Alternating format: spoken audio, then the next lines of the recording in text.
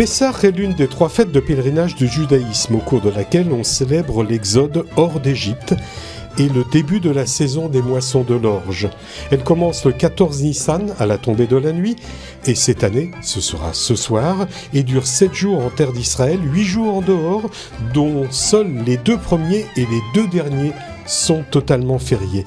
Demain samedi, ce sera le début de la période de l'Homer qui nous emmènera à Shavuot. David Moyal, rabbin de la ville de Cannes, bonjour. Bonjour Alexandre. Tout d'abord, question très simple. Quelle est la signification de Pessah ? Bien, Pessah, c'est simple, c'est le premier sens littéral, c'est Pessah, c'est sauter. Rappelez-vous qu'au passage, lors de la mort des premiers-nés, Dieu a sauté les maisons des enfants d'Israël pour donc épargner leur vie. Et donc, c'est ce qui est marqué textuellement sur le livre de l'Exode. D'ailleurs, un passage que nous lirons demain matin. Asher Passa, ça veut dire qu'il a sauté. Et bien passer par-dessus. Passer par-dessus. C'est-à-dire que finalement, Dieu a épargné la vie des enfants d'Israël, des premiers-nés, mais il a épargné aussi la vie des enfants d'Israël qui n'a pas mélangé avec la mort des premiers-nés. Rappelez-vous qu'au passage, la mort des premiers-nés a fait en sorte qu'il y ait une grande douleur, un grand cri, comme il est marqué là-bas dans les textes, pour les Égyptiens. Et c'est suite à cela que les enfants d'Israël ont pu quitter l'Égypte. Parmi tous les symboles liés à Pessah, et sans définir le plateau, d'autres toute cette semaine l'ont fait, on va parvenir dessus, j'ai noté 5 points inhérents à la fête que je voudrais qu'on mette en exergue. Le chametz, l'agneau, la matzah, les herbes amères et aussi la solidarité envers les plus démunis. Tout d'abord donc le chametz, comment on peut le définir pour mieux l'éloigner ou l'éliminer ? Le chametz, en fait, qu'est-ce que c'est ? Le chametz est fait au passage, rappelez les 5 céréales, c'est-à-dire le blé, l'épeautre, le seigle et l'avoine. Ces 5 céréales-là sont mélangées à de l'eau, mélangées à du levain. Lorsque cela fermente, eh bien, ça forme du chametz, et ce chametz est strictement interdit. Je veux juste rappeler au passage que le chametz est aussi grave que de transgresser, que de manger le jour de Kippour. C'est pour cela que nous essayons, dans quelques heures, maintenant nous allons presque bientôt brûler le chametz. On l'a déjà fait la veille au soir, on l'a recherché, et là on va le brûler.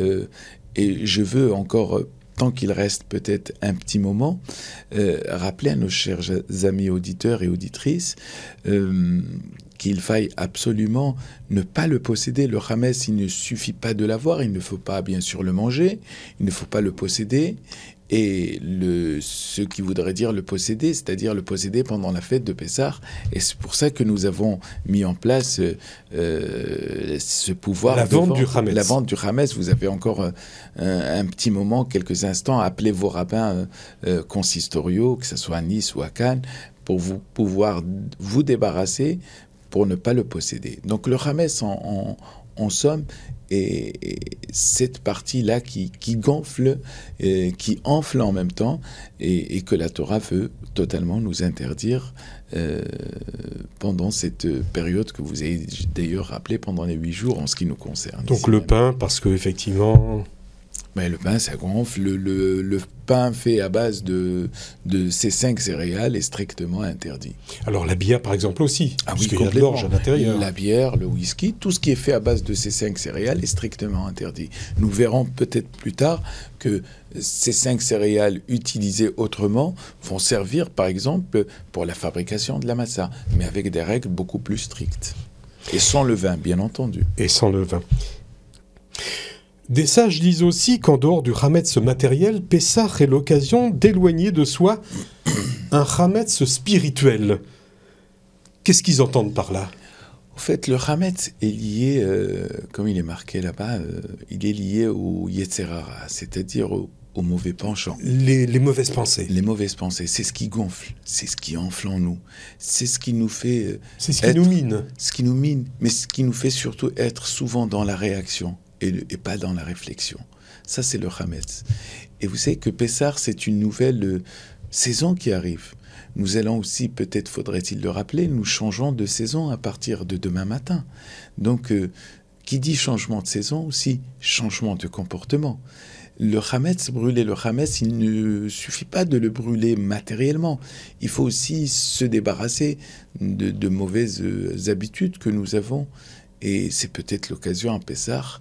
On a une grande occasion qui s'appelle Kippour, mais on a aussi une autre occasion à Pessah d'enlever. On a l'occasion pratiquement tous les jours de le faire, mais particulièrement à Pessah, parce que le moment est important de le faire, de le brûler, de l'éliminer tout simplement pour aller vers de meilleurs horizons. Alors justement, puisque vous parlez de Kippour, Rosh Hashanah, c'est un début d'année, mais Nissan aussi, c'est un début d'année. Oui, Rosh Hashanah, en réalité, c'est le début de l'année, c'est comme il est marqué dans le traité de Rosh Hashanah, il y en a 4 en réalité.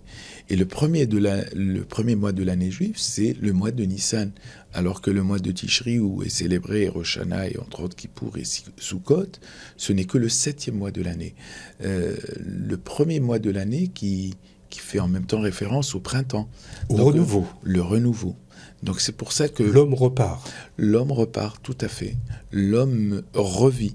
L'homme met toutes les mauvaises pensées de côté pour s'améliorer. Ça, c'est le sens aussi de Pessah. C'est pour ça que nous disons, nous prions Dieu d'être toujours les roches, vélo les anaphes, d'être toujours à la tête, c'est-à-dire d'être toujours dans la réflexion. C'est la réflexion qui nous mène vers un bon comportement. L'agneau pascal. Alors, pourquoi doit-on en consommer ? Alors, l'agneau, rappelez-vous au passage que c'était le sacrifice qui faisait aussi référence au bélier. Rappelez-vous au passage que c'était le dieu égyptien. Et là, la première année était exceptionnelle parce que le premier sacrifice qui a eu lieu en Égypte était préparé le 10 du mois de Nissan, c'est-à-dire 5 jours avant la fête. Et c'est-à-dire que nous avons pris le dieu égyptien pour montrer qu'il n'y a qu'un dieu sur terre. C'est lui qui dirige. Et que pour montrer aux Égyptiens que le Dieu d'Israël, le Dieu de l'univers, c'est le Dieu de toutes les divinités.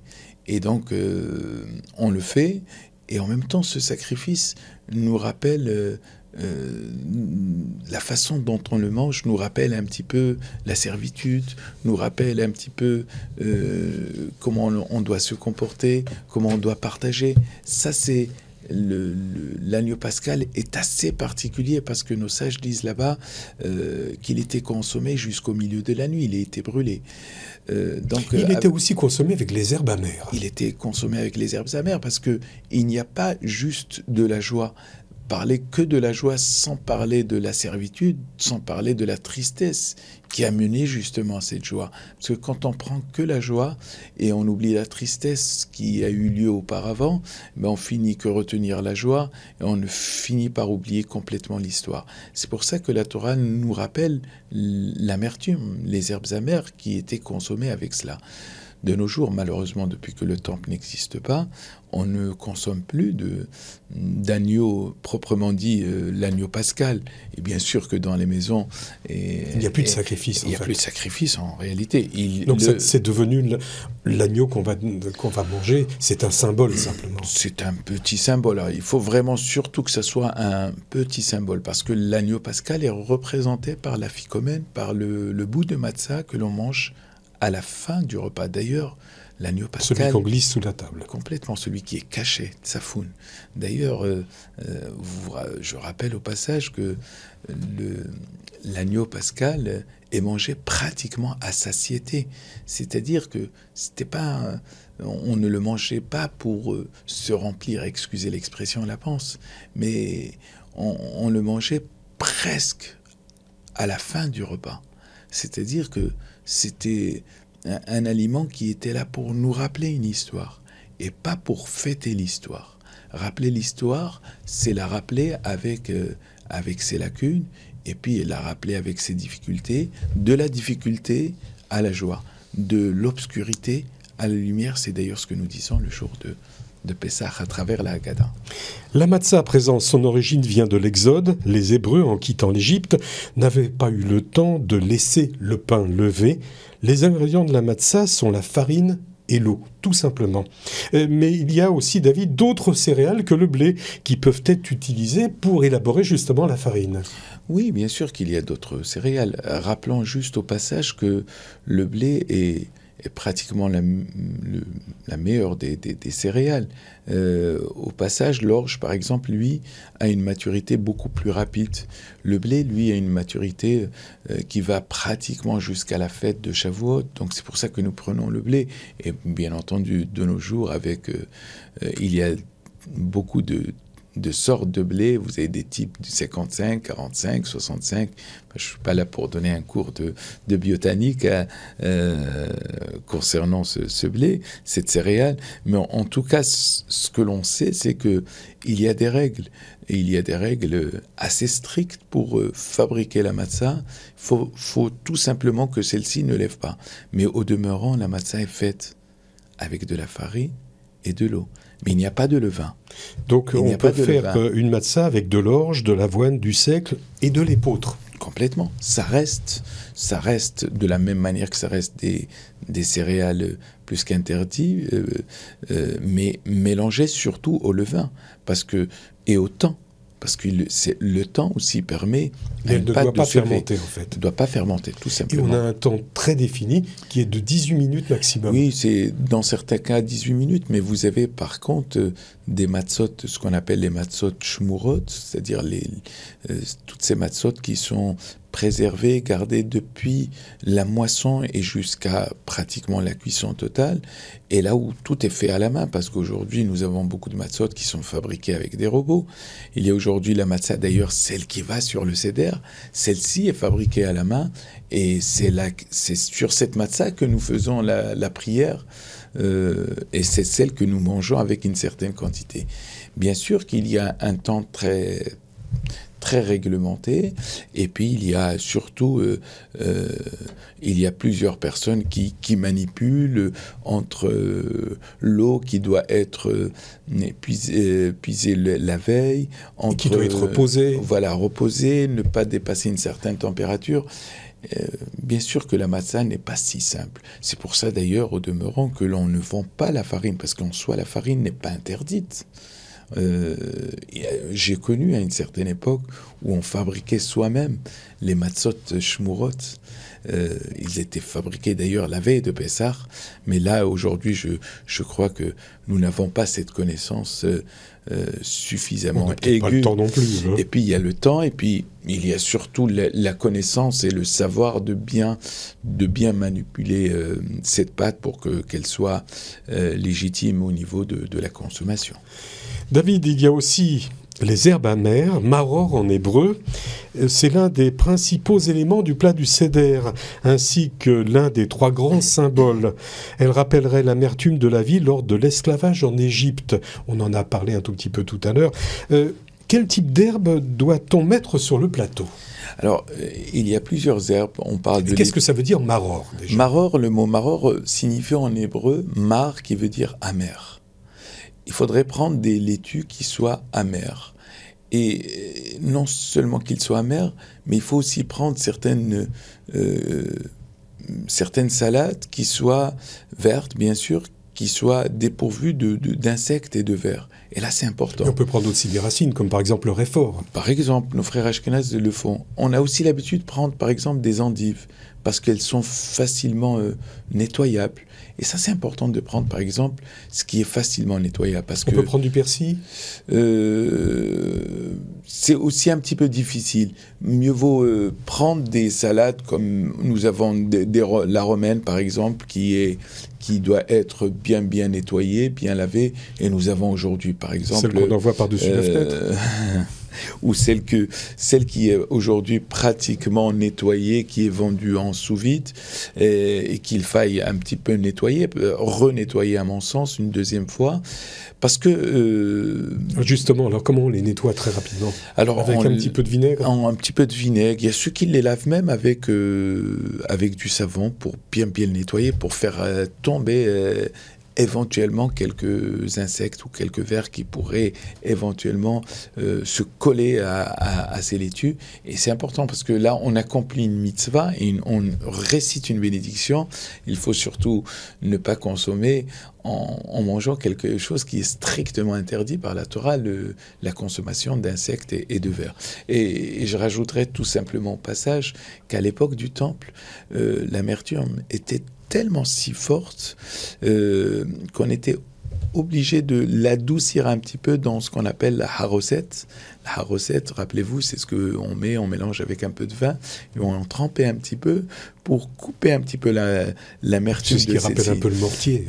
C'est le mortier, tout à fait, mais il apportait aussi, on adoucissait un petit peu le côté amertume. Alors, bien sûr, j'attire l'attention de nos amis auditrices et auditeurs, ne pas en mettre des tonnes, parce que finalement, on perdrait de l'amertume, le goût de la salade, et on perdrait aussi le sens en même temps du maror. Alors justement, le maror, est-ce qu'il y aurait une autre signification à la prescription de consommer justement ces herbes amères? Bah oui, c'est une prescription qui vient de la Torah. Les Égyptiens ont mis à mal la vie des Hébreux. Vaimareru et hayehem. Ils ont pratiquement, ils ont rendu amère leur vie.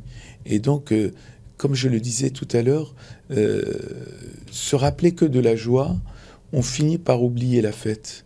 Et rappelez-vous au passage, ceux qui fêtent le 1er janvier, ceux qui fêtent d'autres fêtes civiles, il n'y a rien derrière cela. Donc ça finit toujours par une grande bouteille de vin, whisky, on se saoule, et puis on se rappelle même plus de la veille. La Torah ne veut pas de cela. La Torah, elle veut qu'on se rappelle de notre histoire.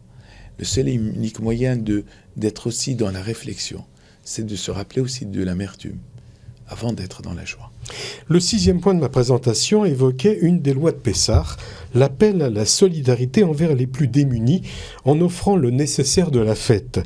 Comment pouvons-nous concrétiser ce précepte et devenir des personnes plus généreuses, peut-être plus compatissantes?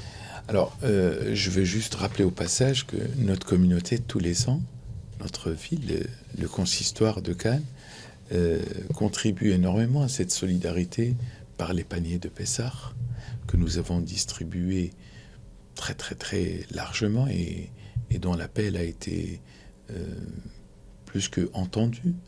Mais Kol dirfin yeteve'echol, que tout celui qui est affamé vienne manger, ne doit pas s'arrêter uniquement à Pessah. La notion de l'hospitalité et du partage, c'est un héritage qui nous vient d'Abraham Avinu. C'est ce qui permettra et c'est ce qui activera, à mon sens, la venue du Mashiach.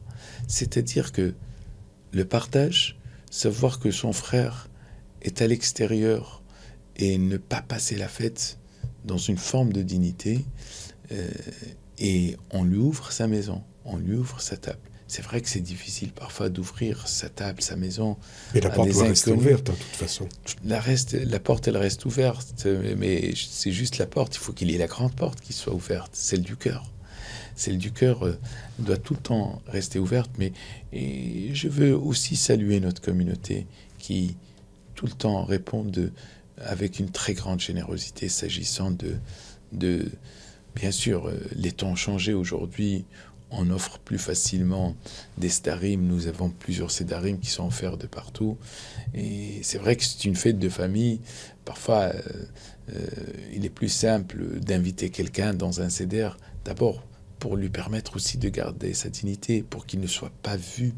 Et c'est ce que nous faisons d'ailleurs quand nous offrons des sédarim à quelques personnes que nous avons ici. Eh bien, ils sont avec toute la population mélangée. Et il n'y a pas de différence. Ceux qui les voient au Carlton ou ailleurs, ils pensent qu'ils sont des invités, enfin des invités qui ont payé, comme tout le monde. Et donc cette générosité est importante à mon sens, et elle ne doit pas s'arrêter à Pessah. Elle doit continuer, s'asseoir et s'inscrire plutôt, dans le temps. Alors David, pour terminer cette émission sur Pessah, je voudrais vous donner 2 réflexions qui se termineront en questions et qui pourraient être même débattues pendant le Seder de Pessah. Le judaïsme perdure au fil des siècles par la transmission et l'éducation. Les enfants sont au centre de la fête de Pessah. Ils sont tiraillés aujourd'hui par de multiples sollicitations et possibilités matérielles du monde actuel. Alors, quelles sont d'après vous les valeurs et traditions essentielles que l'on peut leur transmettre ? Une des valeurs essentielles qu'on transmet aux enfants le jour de Pessah, c'est de comprendre l'histoire de Pessah, comprendre ce que c'est que la liberté. La vraie liberté, elle s'acquiert parce qu'il y a une histoire derrière, parce qu'il y a un peuple qui a souffert, parce qu'on a compris un jour qu'il y a une souffrance derrière une liberté qui est arrivée. On a plus de sens, on donne plus de sens à la liberté. La vraie liberté, comme nos sages disent, c'est celle qui s'inscrit et celle qui s'intègre avec la loi. La vraie liberté, c'est ceux qui respectent la loi. Alors forcément, qu'est-ce qu'on peut leur dire aux jeunes d'aujourd'hui, les jeunes de smartphone, la génération de smartphone qui connaissent tout, ordinateur et tout, tablette et tout. Et je pense qu'il faut se mettre aussi à leur portée. Il faut se mettre à leur portée en leur passant les valeurs les plus simples. Je crois que on les oublie souvent. Les valeurs les plus simples, la solidarité, l'amour, la foi. Voilà, je pense il faille absolument leur transmettre ça. Parce qu'aujourd'hui, il y a une forme de solitude devant ces écrans, devant cette génération qui communique, qui communique au-delà qui outrepasse la communication, si j'ose dire. Et il faille absolument leur montrer ce que c'est que la notion du respect, par exemple. Le vrai respect, c'est celui qui s'inscrit dans le temps. C'est ce que je dis tout le temps. Alors je le disais tout à l'heure, David, nous sommes appelés en permanence à répondre à de nombreuses sollicitations, qu'elles soient imposées ou que l'on s'impose, professionnelles, matérielles ou virtuelles. Comment s'en détacher pour se créer une relation avec l'Éternel ? Vous savez, il y a une mitzvah qui est importante. Et c'est la première mitzvah de la Torah, c'est le temps. Le temps est important. Pourquoi il est important ? Parce que le temps nous a été donné pour le vivre. Et vivre un temps, c'est le marquer. La personne qui ne marque pas un temps ne le vit pas. Alors on vit peut-être longtemps, mais on aura vécu peut-être peu de temps. Comment marquer le temps ? Alors marquer le temps par les bonnes choses que l'on peut faire. La tzedaka. La tzedaka, par exemple, on a fait. Venir à la synagogue, faire sa prière, c'est-à-dire communiquer avec Dieu, aller vers le partage, passer un moment où l'on se rend utile, comme par exemple le bénévolat que nos amis, d'ailleurs, je tiens à les féliciter, tous nos bénévoles qui viennent donner de leur temps, ça, c'est un temps qui est vécu, c'est un temps qui est plein. La plénitude de ce temps-là, elle fait finalement la somme de ces temps-là. C'est ce que, lorsqu'on arrive jusqu'à 120 ans, c'est ce que je souhaite à chacun, c'est ce temps-là qu'on aura réellement vécu. Alors, tout simplement, marquez agréablement votre temps. Marquez-le par votre présence. Marquez-le par tout ce que la Torah nous dicte. Le Shabbat, c'est un temps. Les fêtes, c'est un temps. D'ailleurs, en hébreu, ça s'appelle Zman. Et c'est la raison pour laquelle il y a une prière pour le temps qui s'appelle Shehiyanu Zman, qu'on fait à la fin.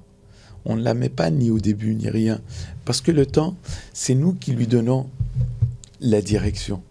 C'est pas le temps qui nous impose une direction. C'est nous qui allons le marquer. D'ailleurs, lorsque les fêtes étaient célébrées, c'était les messagers qui allaient plus tard voir cette lune et dire au tribunal, nous l'avons vu à telle date.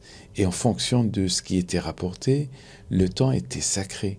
Le temps était devenu saint. Et donc, il est sacré par rapport au temps qu'on donne au temps. Alors, j'invite tout le monde à prendre plus de temps et ceux qui ont déjà donné du temps. Mais on peut toujours donner un peu plus. Ceux qui viennent que le samedi matin pourront peut-être venir le vendredi soir. Ceux qui viennent le vendredi soir, samedi matin, pourront venir peut-être le samedi après-midi. Ceux qui font un peu plus feront toujours un peu plus. Et qui peut le plus, on dit qui peut le moins peut le plus, mais ici on dira qui peut le plus pourra toujours faire le plus. Et plus on fera, et plus on vivra, plus on marquera son temps, et plus ce temps est marqué, et plus ça sera un temps qui sera pleinement vécu et comptabilisé jusqu'à 120 ans, que je souhaite à tout le monde. David, vous venez de me faire comprendre une phrase d'un ancien président de la République qui disait qu'il faut donner du temps au temps. Il connaissait sûrement le judaïsme. Certainement. Merci David pour toutes vos explications et merci pour vos commentaires qui nous permettent toujours d'éclairer la face cachée du judaïsme. Je renvoie tous les auditeurs qui aimeraient poursuivre ce dialogue au cours de Pensées juives que vous dispensez le mercredi à 19h, ici à la Grande Synagogue de Cannes. Voilà, je veux souhaiter encore à tous nos amis auditrices et auditeurs de Cannes, de Nice et de toute la région, un Pessah Kasher Vesamea dans la joie, et que Dieu vous donne toujours la santé et la force d'aller de fête en fête. Mehaïl el Haïl, avec la venue du Messie et la paix en Israël. Amen. Merci David. Merci à vous Alexandre.